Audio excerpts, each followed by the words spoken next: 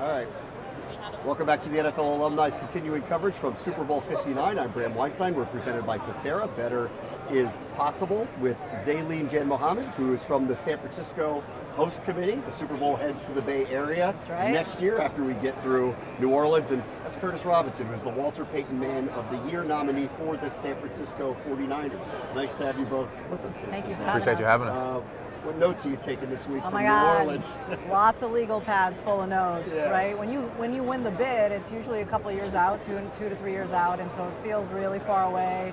We were here last year in Vegas, and it still was pretty philosophical. We're like, oh yeah, it's coming, it's up. Now we're all, taking a lot of notes. Our team went through here for a tour. We're spending a ton of time with the New Orleans host committee and the NFL. Lots of learning. Yeah, it's not the circus comes to town, it's every circus comes to town, right? Yeah, I mean, you can just look at this place that we're sitting in. Curtis and I have been watching. Just it is madness in here of just people who come into town because the Super Bowl is here, and how that works as like a connection point for so many different people. Obviously, it's the largest sporting event in the world, but it's heading to your community, and I know that matters to you. A lot. Can you talk about, obviously you've been nominated for Man of the Year. What community means to you in the Bay Area and beyond? Yeah, it means the world. I mean, I always joke around how I'm an honorary Bay Area native now. I spent my time in college there, so it's been about 9 years now. And it really does feel like a second home. It feels like home to me, and so it's been really cool to branch out and become more involved in the community in such an impactful way. I spoke on it earlier today. Education was really the main thing that I was focused on. My mom's a professor, so I kind of saw it from the teacher's perspective, so I always wanted to try to find a way to give back in that sense. And as I dove deeper into it, I realized there was so much need in the students' lives as well. And so for me, it was it means a lot to be in this position and to have that impact on the community out there, because they've accepted me and embraced me so well that it just means a lot. When you say you saw needs that needed to be filled, what are you talking about? It's mostly just resources. I think both from a time aspect, as far as having either mentors or enough attention on the individual student. I think a lot of times there's large classrooms and it's one teacher that's dealing with 90 students between 3 classes, and over time you need more individual attention as a child to be able to develop. And I think as well as just resources within the classroom, whether it's books, pencils, beginning of school, supplies. I think there's so much that you can do to help, that a lot of these kids, they don't get the opportunity to learn the way that they really could and excel in the classroom without those resources. It's like an investment. 100%. Yeah. And again, it's tough. You can't touch on every single school, and it's impossible to have that blanket coverage, but I mean, that was really my inspiration to start, at least. Yeah, and what really got you going to become philanthropic like this? So there was a visit to San Quentin Penitentiary in the Bay in 2022. I went with a few of the guys. Eric Armstead, the former nominee for us, he was with us as well. And I really admired the way he connected with the inmates at the prison. And just hearing the stories of the actual inmates and how much they were trying to better their lives within, not necessarily knowing that they would ever get out.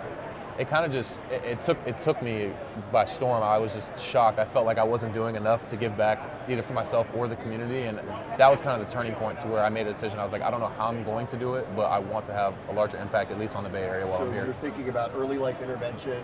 100%. You're thinking about social justice. 100%. Yeah. And all of these are somehow intertwined. Definitely, and I think everything, especially from a fundamental standpoint, begins in the classroom. As a kid, if you're not at home, you're spending more time in the classroom than anything. Obviously, if you get into organized sports, that's another thing, but I think instilling those fundamentals, like you said, as a preventative measure within the classroom is super important. What can the Super Bowl do for the community? I mean, I love listening to Curtis talk because it just, first of all, he's done such amazing things for the Bay Area, and probably done some things for himself as he's been giving back. And it speaks to what he does, what the Niners do, really to make sure that it's not just about the game that you see on the field, the thing that everybody pays attention to. It's actually more important about what things are happening off the field. And so, some of the things that Curtis has talked about today, we will use the Super Bowl to, build and grow. He talked a little bit about underserved populations. He talked a little bit about the reentry population, people who've been incarcerated before. We launched a workforce development program 2 months ago, which will take the Super Bowl, all the staff and the temporary workforce, and take underserved populations, take reentry populations, let them work an event like Super Bowl, get certified, and get into a career path where there's more career stability after that. And so it's about how do you use this event to showcase the Bay, have a great game that Curtis is going to be in next year for Super Bowl 60. But then when the game's done, what impact are you actually having on the community? Yeah. What impact do you want to leave? You're obviously early in your career. Yeah. What impact do you want to leave? I'd like to continue on the one that I've already begun to have. I think I've built a good respect among my teammates and within the organization, and I think this year has been a cool opportunity for me to expand that respect within the community. And I think seeing the impact that I had and thinking about how much more I would like to do, I think the sky's the limit in that sense. But I want to continue just being a great teammate first and foremost, a great player, but also just finding a way to, even if it's one person a year, just finding a way to change someone's year, change someone's life. And you never know, it could be the smallest thing. It could be a piece of advice or 10 minutes spent just discussing how your day is going. That could change the trajectory of someone's day or life. And so just having that type of impact. And you always had this kind of mindset. I mean, obviously you have to be singularly focused to make the NFL. 100%. But it seems that you've always kind of been cognizant of your community as well. Yeah, I think it's really easy to get wrapped up in the on-field achievements and making sure that you make it as a player. I think that's what's really important. I wouldn't be in this position to be able to help if that wasn't the case. And so I have to remind myself that there is a lot more that matters than just playing good at football. But yeah, it always has been a thing. At Stanford and in high school, I had people around me that presented these opportunities to me. So I thank them for introducing me to the philanthropic side of life. But it was always a passion of mine. I never really had a direction, so I'm happy to have a direction with it now with the education in the underserved communities. But it's always been a part of my life for sure. The world focuses in on the Super Bowl site.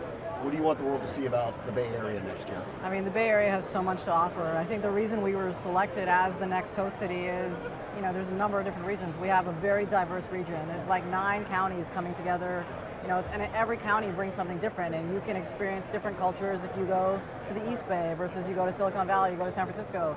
You can go to Napa and have some great food and wine, right? Every single community will offer something different, and I think that diversity allows for anybody coming to the Bay to feel like they're at home. And that's kind of what we want to make sure people understand when they come home. Zalene Jan-Mohamed and Curtis Robinson, thank you so much for joining us today. Thank you for having us. Thank you.